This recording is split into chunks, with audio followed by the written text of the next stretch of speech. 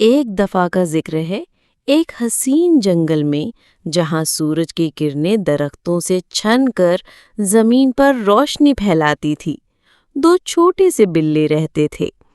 ان کے نام ہنی اور بنی تھے، لیکن وہ عام بلوں جیسے نہیں تھے جو چار پاؤں پر چلتے ہیں اور میاؤ میاؤ کرتے ہیں۔ نہ، یہ ہنی اور بنی تو کچھ خاص تھے۔ وہ بالکل انسانوں کی طرح دو پاؤں پر چلتے تھے، باتیں کرتے تھے، اور ان کے دل میں دنیا کو دیکھنے اور سمجھنے کی عجیب سی جگیاسا بھری ہوئی تھی۔ ہنی، جس کا جسم چمکیلے پیلے اور نرم سفید رنگوں سے سجا ہوا تھا، اس کی شخصیت بھی اس کے رنگوں جیسی تھی۔ وہ ہمیشہ خوش مزاج، شوخ اور تھوڑا شرارتی رہتا تھا۔ اس کی آنکھوں میں ہر وقت کوئی نہ کوئی نیا کھیل یا مذاق کی چمک ہوتی تھی۔ وہ ہمیشہ پہلے سوچتا کم اور کرتا زیادہ تھا، جس کی وجہ سے کبھی کبھی وہ مشکلوں میں بھی پھنس جاتا تھا۔ مگر ہنی کی معصومیت اور اس کی دل لبھانے والی حرکتیں سب کو پسند آتی تھیں۔ دوسری طرف بنی، جو گہرے کالے اور سرخ لال رنگ کا تھا، ہنی سے بالکل مختلف تھا۔ وہ تھوڑا سنجیدہ، سوچنے والا اور سمجھدار تھا۔ ہر کام کرنے سے پہلے بنی اچھی طرح سوچتا تھا اور پھر قدم اٹھاتا تھا۔ اس کی آنکھوں میں گہرائی اور علم کی چمک تھی۔ وہ ہنی کی ہر شرارت کو سنبھالتا تھا اور اس کی ہر مشکل میں اس کا سہارا بنتا تھا۔ دونوں کی یہ مختلف شخصیتیں ہی ان کی دوستی کو اور بھی مضبوط اور مکمل بناتی تھیں۔ وہ ایک دوسرے کے بغیر ادھورے تھے۔ ایک دن جنگل میں ایک انوکھی چیز نظر آئی۔ یہ ایک رنگ برنگا کھلونا گھر تھا جو کسی نے وہاں چھوڑ دیا تھا۔ اس گھر کے اندر چھوٹے چھوٹے فرنیچر، کھڑکیاں اور دروازے تھے، بالکل اصل گھر جیسا۔ پورے جنگل میں اس کھلونا گھر کی چرچا پھیل گئی۔ ہر جانور حیران تھا کہ یہ کہاں سے آیا ہے۔ ہنی کی نظر جب اس گھر پر پڑی تو اس کی آنکھوں میں خوشی اور حیرانی چمک اٹھی۔ وہ تو بے صبری سے اس کی طرف لپکا۔ بنی، دیکھو کتنا خوبصورت گھر ہے، کیا ہم اس میں رہ سکتے ہیں؟ ہنی نے اپنی چھوٹی سی آواز میں اتےجت ہو کر کہا۔ اس کا دل خوشی سے جھوم رہا تھا۔ بنی نے مسکراتے ہوئے اپنا سر ہلایا۔ ہاں ہنی، یہ تو واقعی بہت پیارا ہے، اس نے کہا، لیکن پہلے ہمیں یہ پتہ کرنا ہوگا کہ یہ کس نے بنایا ہے اور یہ یہاں کیوں ہے؟ کہیں یہ کسی کا گھر تو نہیں؟ بنی کی ہوشیاری اور دور اندیش سوچ ہمیشہ اس کی پہچان تھی۔ دونوں دوستوں نے مل کر اس کھلونا گھر کا باریکی سے معائنہ کیا۔ اندر سے وہ اتنا ہی حسین تھا جتنا باہر سے۔ دیواریں رنگین تھیں اور چھوٹے چھوٹے پردے لگے ہوئے تھے۔ ہر چیز اتنی نزاکت سے بنائی گئی تھی کہ انہیں حیرانی ہوئی۔ لیکن انہیں سب سے زیادہ حیرانی تب ہوئی جب انہوں نے دیکھا کہ گھر کے اندر ایک چھوٹا سا صندوق رکھا۔ ہنی نے جھٹ سے صندوق کھولا۔ اس کی آنکھوں میں اس بار بھی خزانے کی تلاش تھی۔ صندوق کے اندر ایک چھوٹا سا پرانا نقشہ ملا۔ نقشے پر تیر بنے ہوئے تھے اور وہ تیر کسی رازداری جگہ کی طرف اشارہ کر رہے تھے جو جنگل کے اندر کہیں چھپی ہوئی تھی۔ ہنی تو خوشی سے اچھل پڑا۔ لگتا ہے کوئی خزانہ چھپا ہوا ہے، چلو اس کی تلاش کرتے ہیں۔ اس نے اپنی چھوٹی سی مٹھی ہوا میں لہرائی۔ بنی نے تھوڑی سی سوچ وچار کی۔ ٹھیک ہے ہنی، اس نے کہا، مگر ہمیں ہوشیاری سے کام لینا ہوگا۔ یہ جنگل بہت بڑا ہے اور اس میں خطرناک جگہیں بھی ہو سکتی ہیں۔ ہم غلطی سے کہیں پھنس نہ جائیں۔ بنی کی یہ سمجھداری ہنی کے لیے ہمیشہ رہنما ثابت ہوتی تھی۔ دونوں نے نقشہ اٹھایا اور نئے سفر پر نکل پڑے۔ ان کے دل میں جوش اور آنکھوں میں ایک نئے راز کو جاننے کی تشنگی تھی۔ انہوں نے نقشے کی پیروی کی اور گھنے جنگل میں سفر شروع کر دیا۔ سفر کے دوران انہیں کئی مشکلات کا سامنا کرنا پڑا۔ سب سے پہلے ان کے راستے میں ایک چوڑی ندی آئی جسے پار کرنا بہت مشکل تھا۔ ندی کا پانی تیزی سے بہہ رہا تھا اور اس میں بڑے بڑے پتھر تھے۔ ہنی تھوڑا گھبرایا مگر بنی نے ہمت دی۔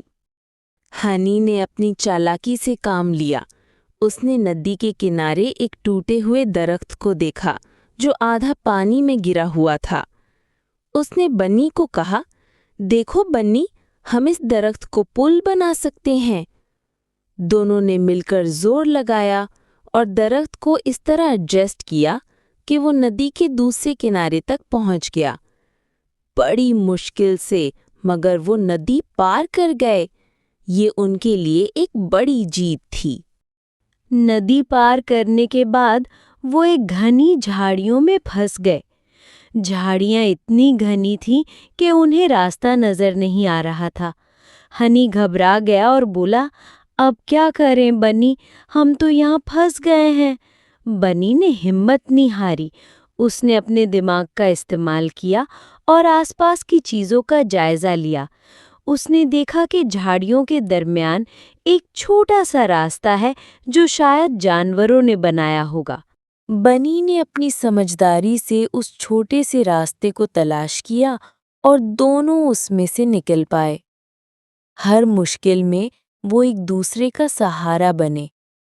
ہنی اپنی ہمت اور جوش سے کام لیتا تھا اور بنی اپنی سمجھداری اور عقل سے۔ ان کی دوستی ہر مشکل کے بعد اور بھی مضبوط ہوتی گئی۔ انہیں احساس ہوا کہ جب تک وہ ساتھ ہیں، کوئی بھی مشکل انہیں ہرا نہیں سکتی۔ چلتے چلتے کافی سفر کے بعد وہ ایک پرانے درخت کے پاس پہنچے۔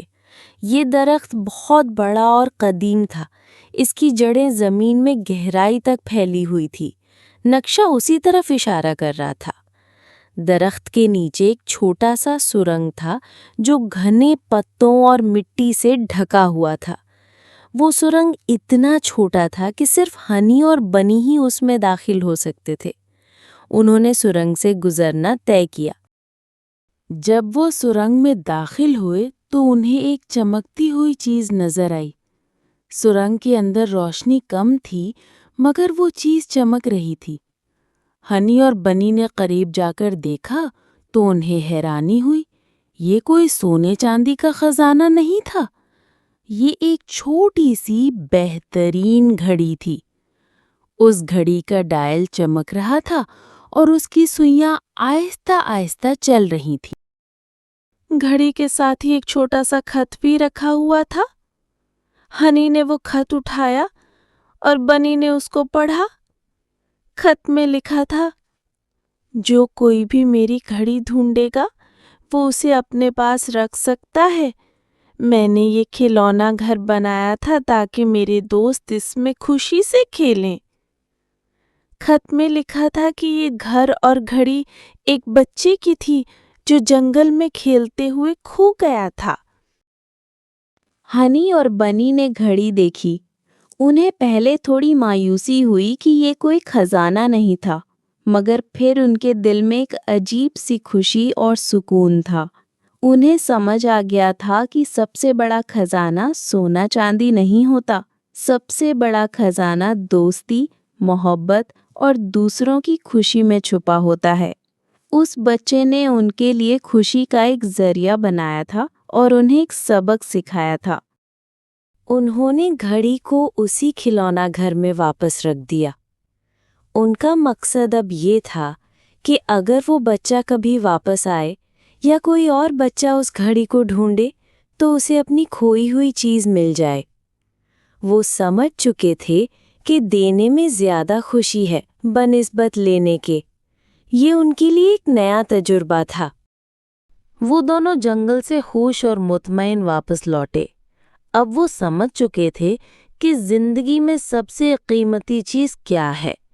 یہ صرف دولت یا چیزیں نہیں ہوتیں، بلکہ یہ رشتے، احساس اور دوسروں کے لیے کچھ کرنے کا جذبہ ہوتا ہے۔ ان کی دوستی اور بھی گہرائی میں چلی گئی۔